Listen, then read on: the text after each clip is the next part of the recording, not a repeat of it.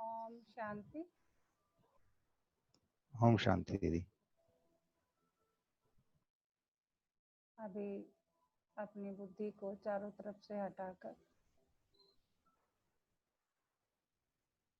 भ्रकुटी के मध्य में ध्यान को लगाएंगे।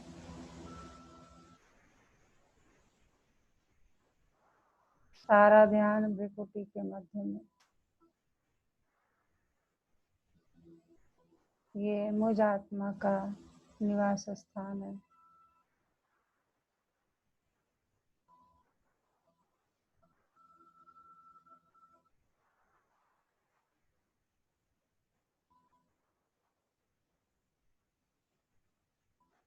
मैं आत्मा इस शरीर की मालिक हूँ।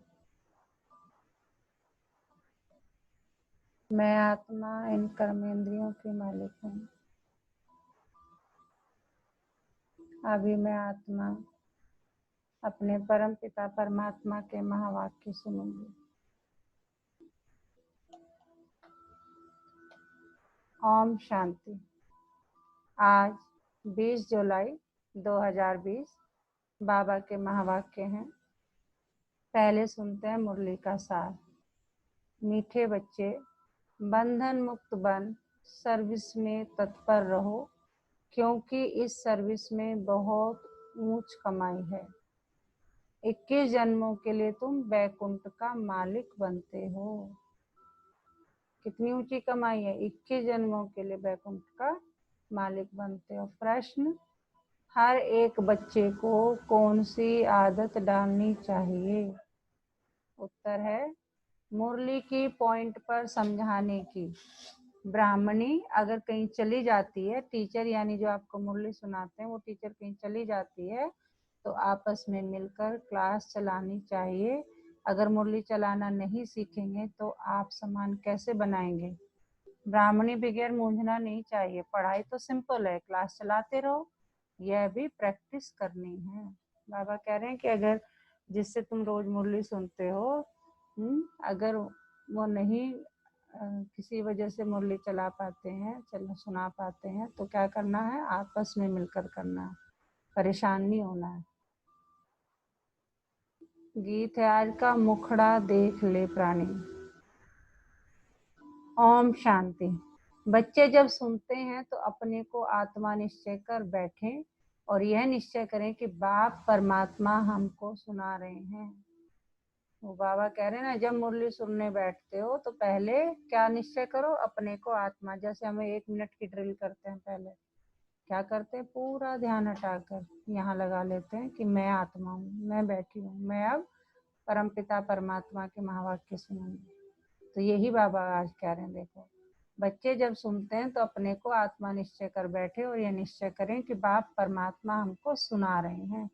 यह डायरेक्शन अथवा मत एक ही बाप देते हैं, उनको ही श्रीमत कहा जाता है। श्री अर्थात श्रेष्ठ से श्रेष्ठ, वह है बेहद का बाप, जिसको ऊंच से ऊंच भगवान कहा जाता है। बहुत मनुष्य हैं जो उस लव से परमात्मा बाप को समझते भी नहीं है। बहुत से मनुष्य हैं कि उतने प्यार से ना परमात्मा बाप को समझते भी नहीं। भले शिव की भक्ति करते हैं परंतु प्यार से याद करते हैं। भले शिव की भक्ति करते हैं, बहुत प्यार से याद करते हैं, परंतु मनुष्यों ने कह दिया है सभी में परमात्मा है, तो वह लव किसके साथ रखें? इसलिए बाप से विपरीत बुद्धि हो गए हैं। भक्ति में जब कोई दुख व रोग आदि होता है तो प्रीत दिखाते हैं। बाबा कह रहे हैं कि जब कुछ दुख होगा तो बस दिखाएंगे, भगवान आ जाओ, कहाँ हो, रक्षा करो। कहते हैं भगवान रक्षा करो। बच्चे जानते हैं गीता है श्रीमत भगवान के मुख से गाई हुई। क्या है गीता?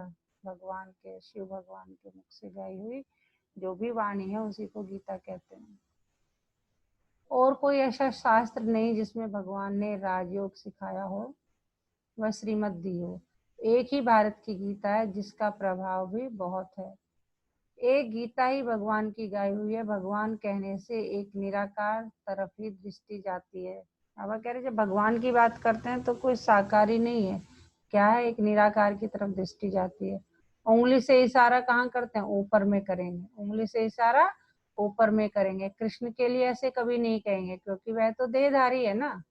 तुमको अब उनके साथ संबंध का पता पड़ा है, इसलिए कहा जाता है बाप को याद करो, उनसे प्रीत रखो। आत्मा अपने बाप को याद करती है। अभी वह भगवान बच्चों को पढ़ा रहे हैं, तो वह नशा बहुत चढ़ना चाहिए, और नशा भी स्थायी चढ़ना चाहिए। ऐसे नहीं ब्राह्मणी सामने तो नशा चढ़े, ब्राह्मणी नहीं तो नशा उतर जाए। ब्राह्मणी बाबा किसकी बात कर रहे हैं? जो मुरली सुनाते हैं, टीचर्स हैं, है ना, टीचर्स बहने।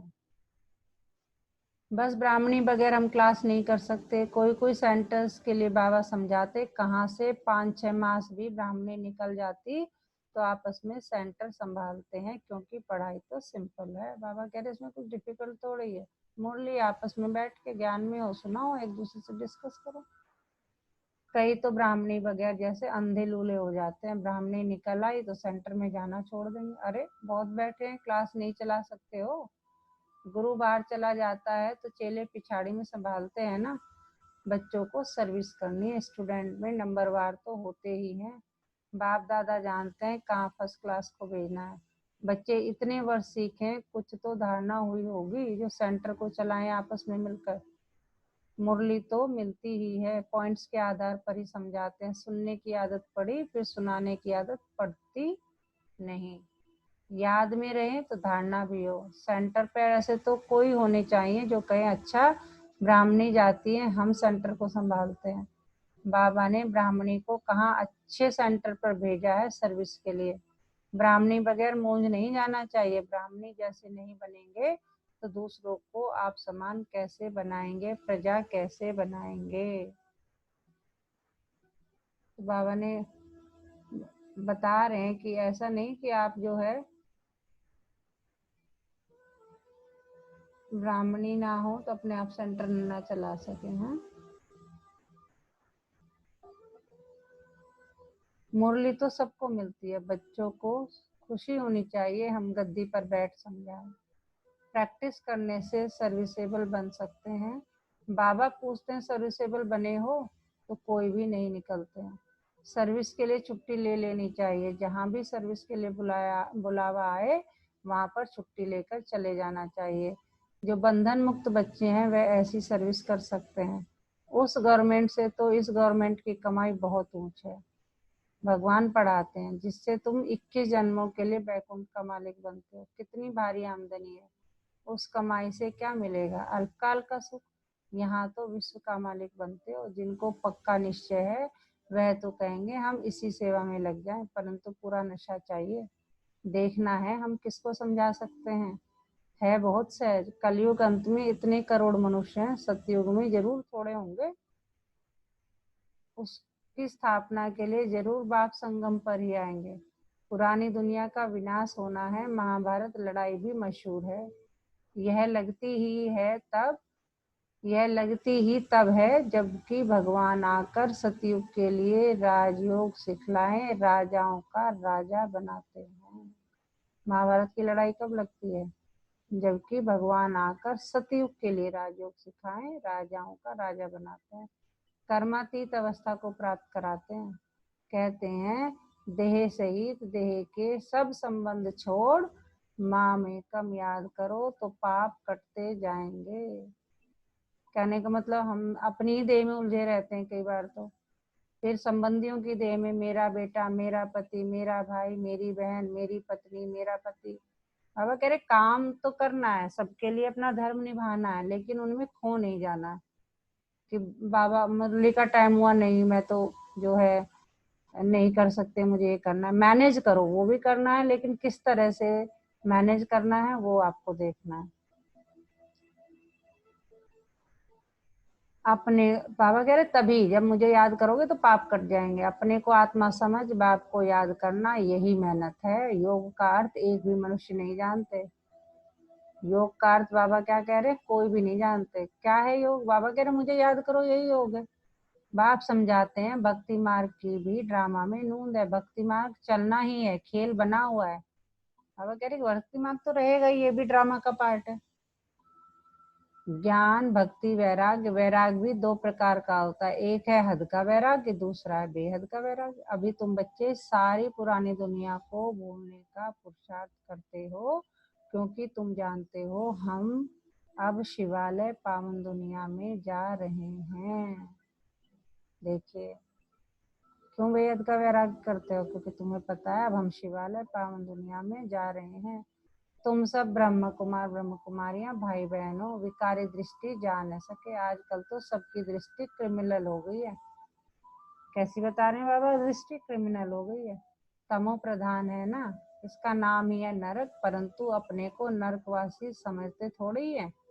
स्वयं का पता ही नहीं तो कह देते स्वर्ग नरक यहाँ ही है। जिसके मन में जो आया वह कह दिया। यह कोई स्वर्ग नहीं है, स्वर्ग में तो किंगडम थी, रिलीजियस राइटियस थे, कितना बल था। अभी फिर तुम पुरुषार्थ कर रहे हो, विश्व का मालिक बन जाएंगे। यहाँ तुम आते ही हो विश्व का मालिक बनने।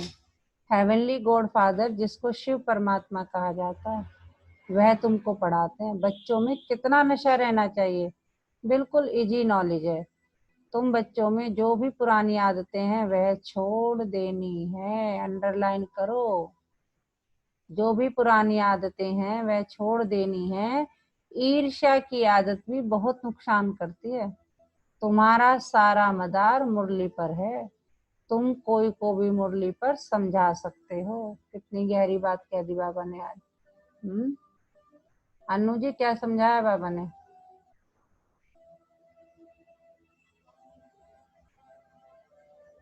अनु जी, आवाज आ रही बाबा है? जी क्या ने समझाया बाबा ने? आपको बाबा जी ने बोला है, एक तो हमें ईर्ष्या नहीं करनी चाहिए किसी से,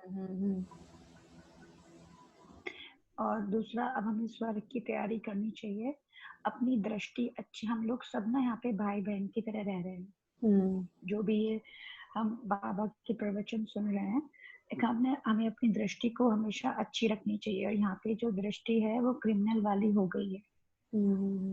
सबको लगता है कि यहाँ पे हम ये स्वर्ग है, पर ये स्वर्ग नहीं है, स्वर्ग की अभी स्थापना होने वाली है।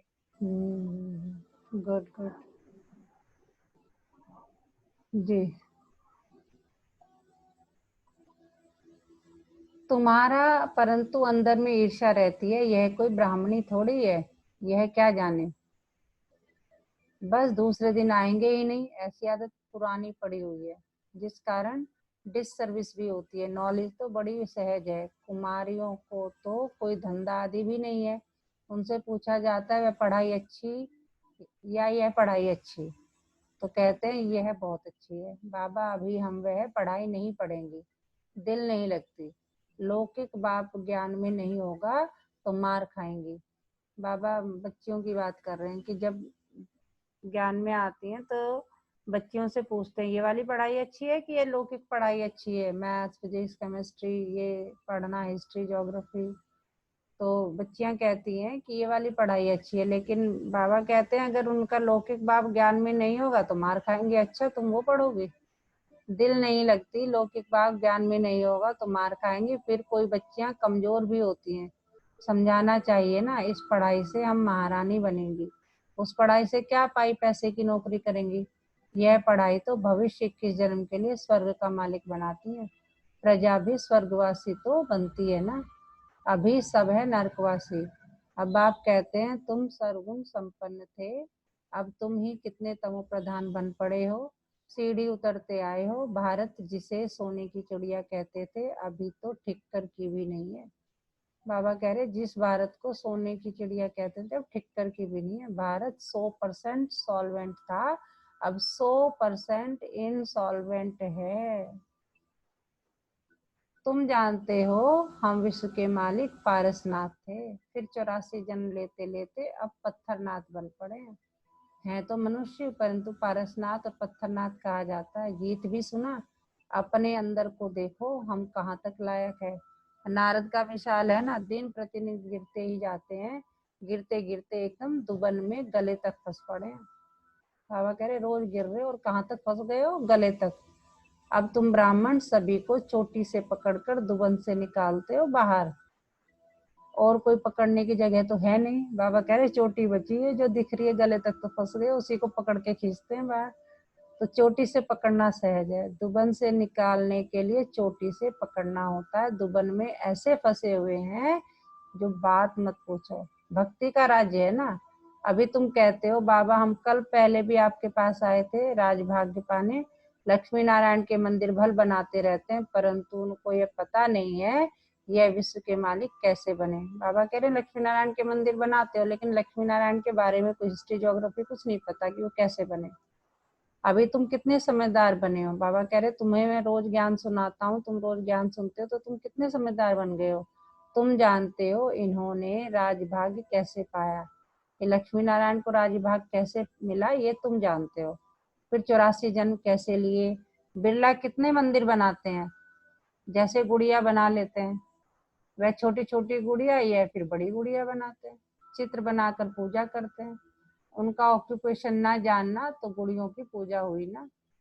अभी तुम जानते हो बाप ने हमको कितना साहूकार बनाया था, अब कितने कंगाल बन पड़े हैं। बाबा ने जब कल्प पहले हम क्या थे, सतयुग के मालिक थे, कितना साहूकार बनाया था, फिर क्या बन पड़े अब कंगाल। जो पूज्य थे सो अब पुजारी बने हैं। पहले हम ही क्या थे, सतयुग में थे तो देवी देवता थे तो हमारी पूजा होती थी, अब हम ही पुजारी हैं, हम ही जा जाके मंदिरों में पूजा करते थे। अभी भक्ति मार्ग में भक्त लोग भगवान के लिए कह देते आप ही पूज्य आप ही पुजारी, आप ही सुख देते हो आप ही दुख देते हो, सब कुछ आप ही करते हो, बस इसमें ही मस्त हो जाते हैं। कहते हैं आत्मा निर्लेप है, कुछ भी खाओ पियो मौज करो, शरीर को लेप छेप लगता है, वह गंगा स्नान से शुद्ध हो जाएगा। बाबा बता रहे हैं तो शरीर में फिर जाके गंगा स्नान करते हैं। जो चाहिए सो खाओ, क्या क्या फैशन है, बस जिसने जो रिवाज डाला वह चल पड़ता है। अब बाप समझाते हैं विषय सागर से चलो शिवालय में, सतयुग को क्षीर सागर कहा जाता है, यह है विषय सागर। तुम जानते हो हम 84 जन्म लेते पतित बने हैं, तब तो पतित पावन बाप को बुलाते हैं।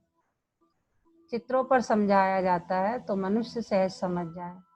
सीढ़ी में पूरा 84 जन्मों का वृतांत है। जब 7 दिन का कोर्स किया था उसमें सीढ़ी का चित्र था ना उतरते हुए, तो उसमें 84 जन्मों का पूरी कहानी बताई गई है, उसके बारे में बताया गया। इतनी सहज बात भी किसको समझा नहीं सकेंगे, तो बाबा समझेंगे, पूरा पढ़ते नहीं है। बाबा कह रहे अगर इतनी छोटी सी भी बात नहीं समझा पाओगे तो मुझे लगेगा तुम पूरा नहीं पढ़ते हो, उन्नति नहीं करते हैं तुम। ब्राह्मणों का कर्तव्य है भ्रमरी के मिसल कीड़ों को भू भू कर आप समान बनाना। समझ रहे हो, कान में बोलते रहो जो भी आसपास है, भ्रमरी के मिसल कीड़ों को भू भू कर आप समान बनाना। और तुम्हारा पुरुषार्थ है सर्प के मिसल पुरानी खाल छोड़ नई लेने का। तुम जानते हो ये पुराना सड़ा हुआ शरीर है, इनको छोड़ना है।